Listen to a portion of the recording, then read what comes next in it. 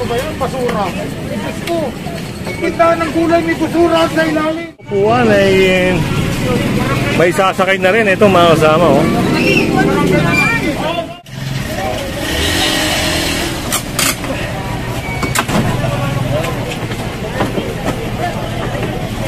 Parang kay Holy Spirit.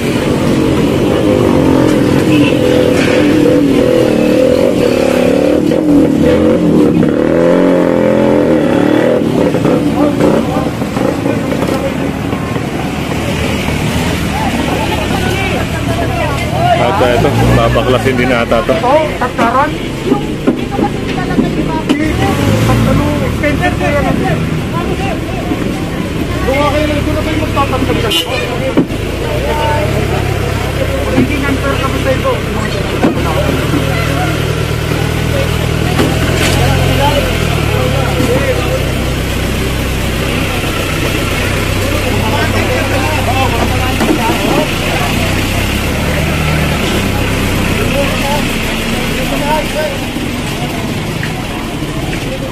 Tanggal na nga yung extension. Okay, ito. Nasita rin sila, no? Pinapaurong na. Ito, kinating na. Yung nandun, nakumpiska na rin. Ito, yung mga gulay rito.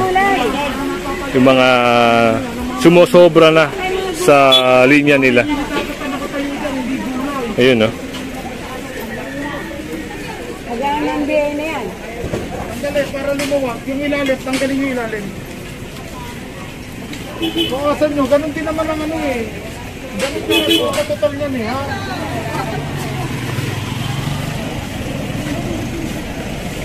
Maganda yung namimili nyo, ligtas. Nakatayo dyan sa harapan ng tindahan. Pakarsada na sila nakatayo eh. Tatak ko ba yan? Gulay pa ba yan? Basura. Diyos ko. Tindahan ng gulay may basura sa ilalim. Ako, may nakita ang basura. Parang may basura yan dito eh. Pangpagkain. Diba? Ang basura ay pasok sa looban. At ito ay napakadelikado, no? Gawa ng ito'y basura. So pagkain, pwede nga ma-food poisoning ang tao. O pasok nyo. Huwag kayo nagtitinda ng basura. Baka mabili yan. Wala namang bibili yan eh.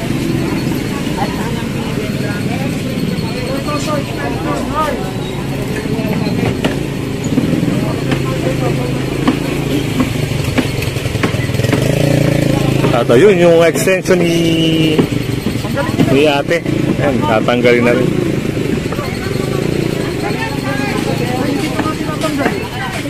Yes po. Sige po. Tatanggal ko ng ito. Ito, tingnan mo.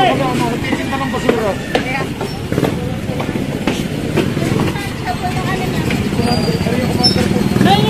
Tatanggal ko na yan. Pati yung lang.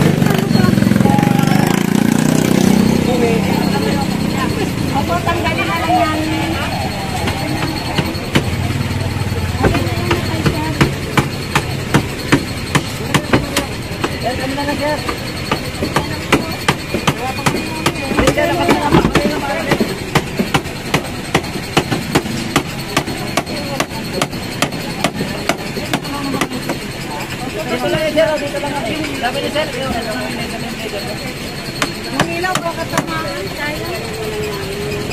So yun, tatanggalin na mga kasama. At ayun, parang may sasakay din na ata. Ayan na, ayan na. Yan na po.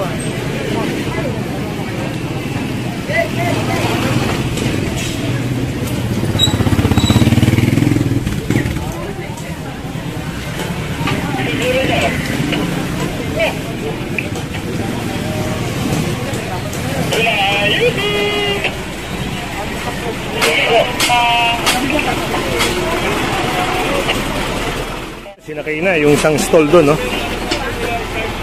Na obstruction din sa bangketa. Tsaka unattended mga kasama. Unattended na kasi ito.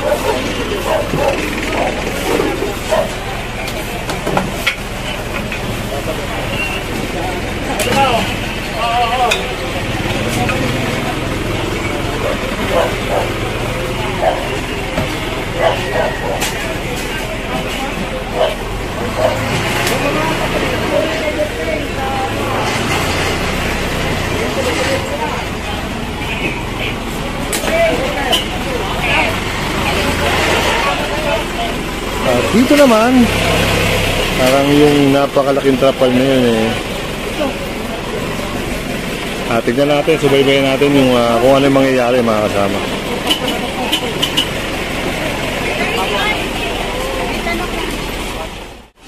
Dapat ito nadadaanan.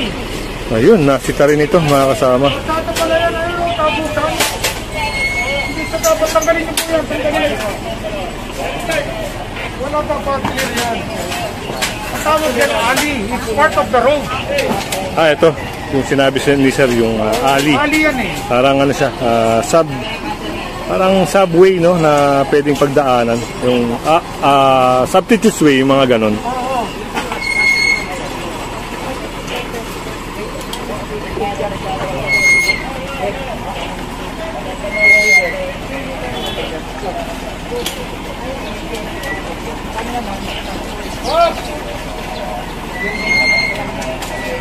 So yun, kinakating na, no.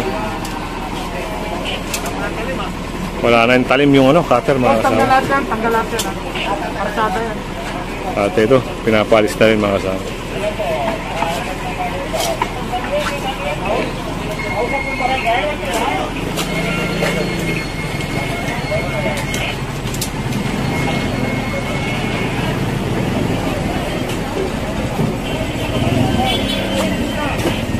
Kuya na rin na nagtanggal, no?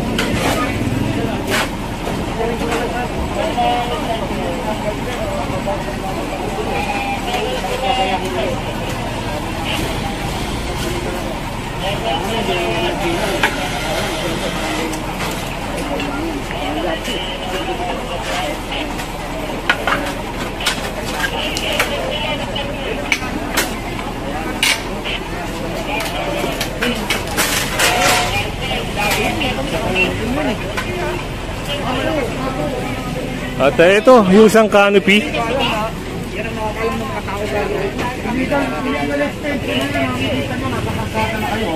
Ayun, sumobra na sa kalsada ito. Yan, kasama rin pala ito mga kasama. Ito nga, tuluyan ng sinira yung canopy na ito.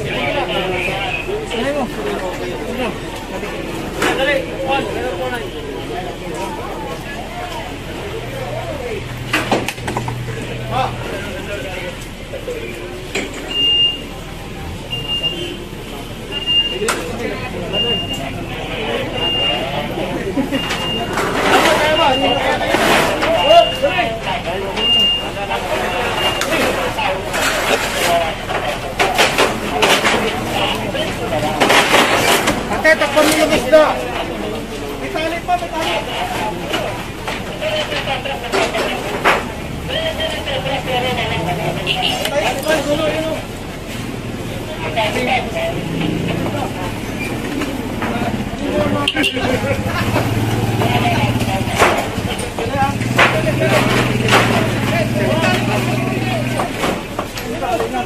Ayan na, ayan na. Ayan na si Papaw.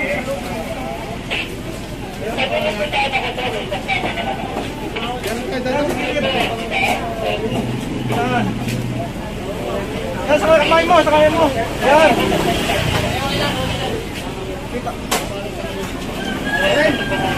Putol mo pa, sila putol.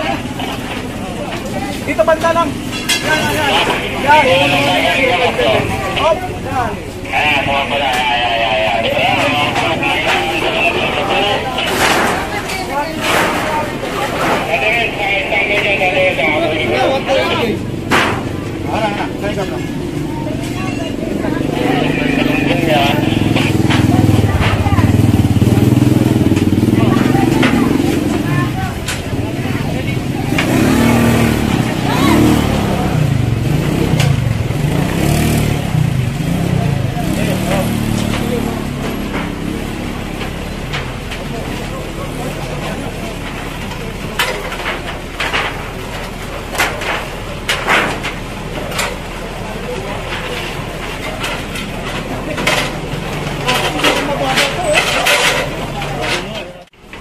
Tinanggal na rin.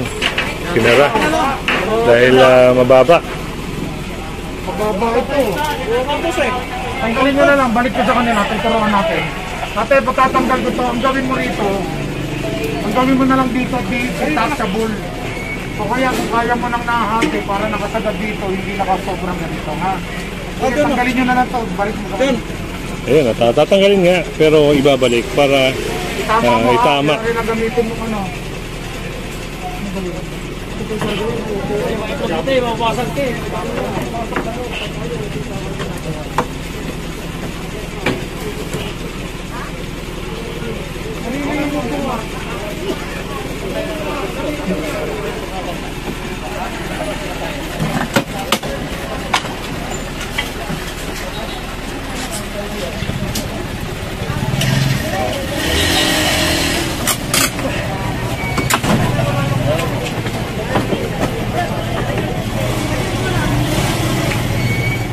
Kanina wala na yung trapal at unti-unti na nilang tinatanggal yung mga lamesa roon sa may looban. At yun, naisakay na rin nung upuan na ito.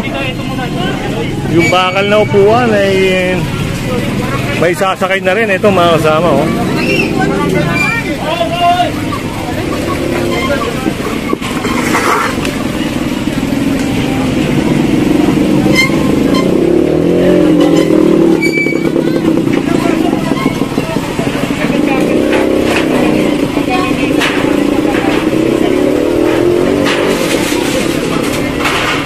At yun, parang may pag-uusap sila rito, no? Kung ano yung mapag-uusapan doon, papaliwanag naman ni Sir Richard yan.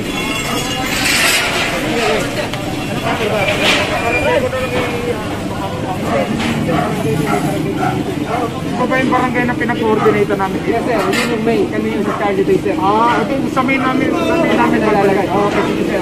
Yung May papasok nyo na. At yun naman pala mga kasama, yung mga upuan sa barangay nila kukunin, i-claim. I-advise na lang namin sir dito sa chapel. Saan kukunin? Ayun. Kasi kung makikita nyo naman, talagang nasa bangketa. Alam nyo mga kasama, talagang napakagaling ng leader na ito. Dahil kung ano yung makikita niyang mali, tinatama niya mga kasama. Yun, kung ano yung may papasok, pero yung naisakay po, doon sa barangay na po nila makikita. At ito mga railings, no? Yung mga reserve.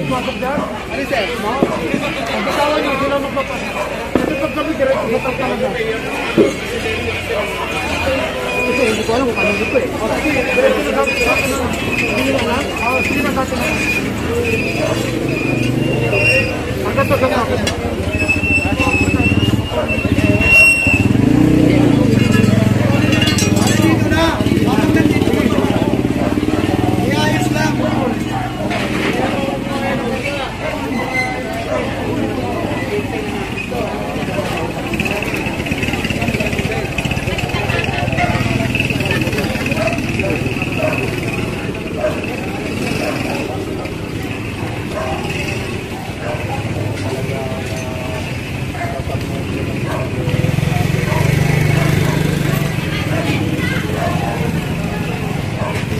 So yun, masakay na rin yan doon.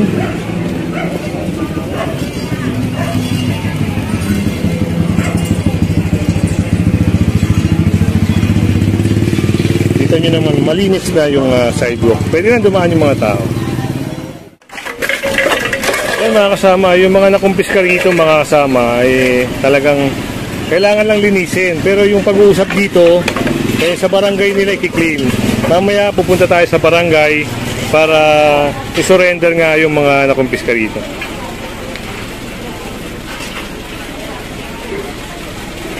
Yan, kung may mga complaint kayo, no, gusto kayo ipa-clear, yan, mag-email lang kayo sa MMDA, tumawag lang kayo sa hotline ng MMDA para ma-actionan yung mga dapat actionan sa lugar nyo. Sa inyo naman, napakaganda, nasa ayos na. Sige, buhatin mo. Pagkab mo sa kanya. Basura nyo yan eh, ba't tinalabas nyo rito? Ayun, basura nga pala ito. Yun, kita nyo, pinapasok sa loob. Kaya, yung mga basura, may oras po yan na dapat nyong ilagay. Kung halimbawa, alam nyo yung basurero nyo, ganong oras kayo dapat maglagay ng basura sa labas. Pero pag wala pa po yung basurero, bawal na bawal po kayong maglagay ng basura sa harap ng bahay nyo.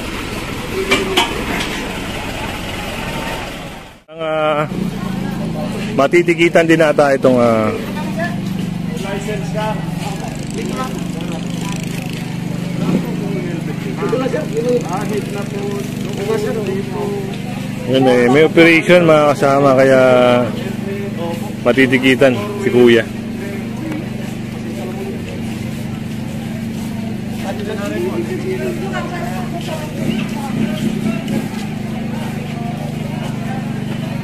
Helmet violation mga kasama, violation ni kuya, kaya yun.